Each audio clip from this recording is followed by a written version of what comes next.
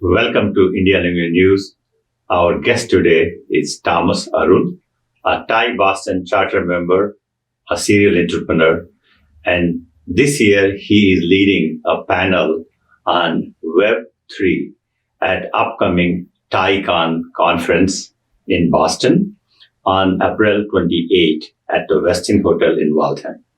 We are going to talk to him what is Web3 and how we have reached to Web3 from Web 1 and 2, explain us in the simple terms, and what his panel is going to focus on and talk about some of the speakers and the future of web technology. Thomas, welcome to our show. Thank you, Pendra. Thank you very much. Excellent. Nice to be here. Sure, and I hear that you are just back from Florida, so you can... Yeah, I have some tan on me. Oh, yeah, excellent. We always have a tan, exactly. Yeah, extra tan after playing some golf. Oh, excellent. Good. So welcome again, and thank you so much for your time. So let's start with your panel on TiECON is going to be about Web3.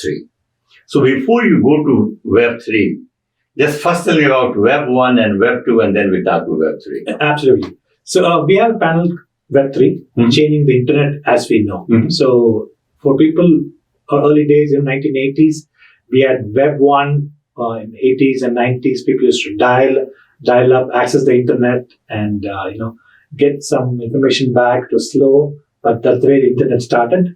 Then Web 2 is what we are using right now, where we have these big companies, Amazon, Facebook, Uber, which is more centralized. They own the data.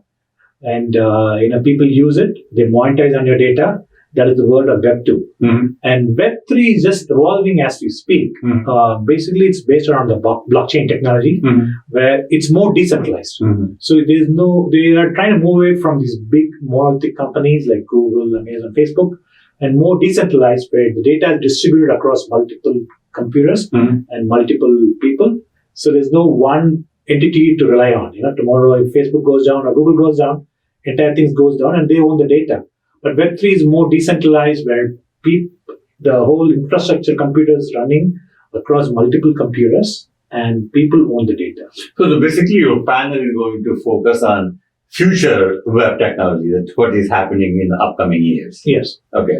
So now before we come back to a little bit in more detail about the panels, just a quick snapshot that what you foresee in the next 3 or 4 or 5 years. Yeah, absolutely. So what is happening is there's a lot of push against big companies owning the data, and people want to decentralize data. So that is what is happening is that I know if you've not heard of Bitcoin, which came up almost 20 years back, that is where the whole concept of blockchain started. Then Ethereum started, and a lot of companies started around. At least many companies doing blockchain, which is much more efficient right now. It doesn't cost a lot of computers and manpower as earlier. But it got some bad name too. Yeah, absolutely. So that's where the thing started. And what happened in these companies is that there is always a currency associated with it. If you have Ethereum, you have Ether. If Algorand, you have Algo. So a lot of people started trading them, and it became more like trading rather than use cases. So that was what is happening earlier. And this is also a little bit, the government is also worried about it, because the dollar is dollar, but you start paying with Bitcoin, Ethereum, or some crypto, then what is the value of the government dollar? And so India is banning that, US is putting a lot of regulation. It's for all good, because I think we are focused on the use case of it, not rather than speculating and trading on the currencies. But definitely the use case is here to stay. And there are a lot of good use cases which have been built as we speak. So now let's talk about your panel. Yeah. So if anybody who is attending your panel, what are the things they are going to walk away with? Absolutely. So as we said, this technology has been starting for a couple of years, and as we said, it's in infancy. So I want to get a diverse panel of, one is from the VC side, what is happening, what are the investment opportunities in this stuff, good VC who's been doing or investing in Web3 companies. Also, I want to get something from the entrepreneur side, entrepreneurs who have been doing Web3 for multiple years. Even I'm one entrepreneur doing Web3, and a couple of more entrepreneurs who are doing this day in and day out. Also, as you said, there's a lot of regulation coming in this one. Because it's decentralized, it's a wild, wild west. So I'm getting some people from the regulation side also to talk about the pitfalls of it, how to make sure that things are regulated and done properly. So covering from the VC angle, from the entrepreneur angle, and from the regulation angle. Who are some of the panelists you were talking to or inviting? Yeah, I think we have people from Underscore VC. We have a Boston-based company called Oots that does voting on blockchain. We have FinCEN company.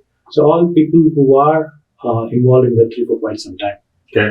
And you have been involved for TiE Boston for some time, quite some time. Yeah, I've been involved for almost 8 years. I'm a TiE charter member. I'm a TiE board member also. Right now. Excellent. And I think this is my 5th time I'm speaking in a TiECon. Okay. event. So will you be speaking or will you be moderating? I'll be moderating this panel. Moderating the panel. This panel. Excellent. Okay.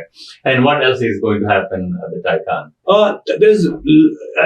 I know Web3 is hot, but even hotter than Web3 is AI right now with ChatGPT and Google and everyone coming in. So that is also a very exciting panel. Definitely people should come and check it out. There's a keynote by Rama. And AI is, Web3 was very hot last year and it's getting hot and AI is getting more hotter. Yes, so I think everybody's talking about it in any sector of economy. Yeah, that's going to have a radical shift in a lot of the way people work with ChatGPT 4 and a lot of the technology is coming. It's so fast. So it's all it's good to come and see that also. Okay. And your last word on a Web3 panel?